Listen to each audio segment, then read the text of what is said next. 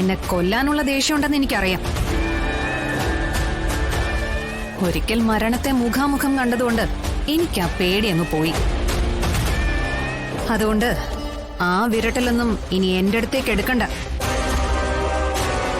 സ്വന്തം ജീവന് പേടിയില്ലാത്തവർക്ക് പിന്നെ പേടിയുള്ളത് ഉറ്റവരുടെ ജീവന്.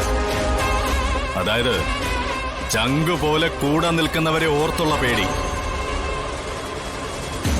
ആ പേടി വരാതിരിക്കട്ടെ. പക്ഷേ ഈ മണ്ണ് ഞങ്ങൾക്ക് നഷ്ടമാകുന്നതിന്റെ വേദനയുടെ ആഴം ഞങ്ങൾക്ക് എത്രത്തോളം ഉണ്ടാവുന്നോ അത്രത്തോളം വേദന നിങ്ങളുടെ ജീവിതത്തിൽ ഉണ്ടാവും. അല്ലെങ്കിൽ ശിവൻ ഉണ്ടാക്കും.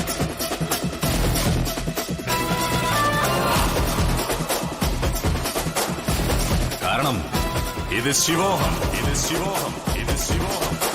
എനിക്കിത് നിയോഗം, എനിക്കിത് നിയോഗം, എനിക്കിത് നിയോഗം, നിങ്ങൾക്കിത് വിയോഗം, നിങ്ങൾക്കിത് വിയോഗം, നിങ്ങൾക്കിത് വിയോഗം.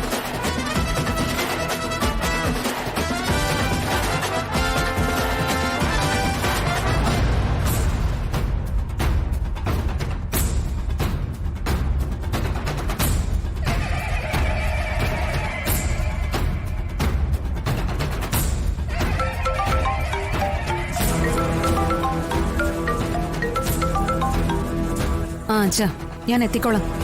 കൃത്യസമയത്ത് തന്നെ എത്തിക്കോളാം. അല്ല അല്ല മോളെ, വിഷ്ണുവിനെ കുറിച്ച് ഒരു അറിവില്ലല്ലോ. കുട്ടികളെയും കൊണ്ടുവന്നിട്ടില്ല. വിളിച്ചിട്ടാണെങ്കിൽ ഫോണിൽ കിട്ടുന്നുമില്ല.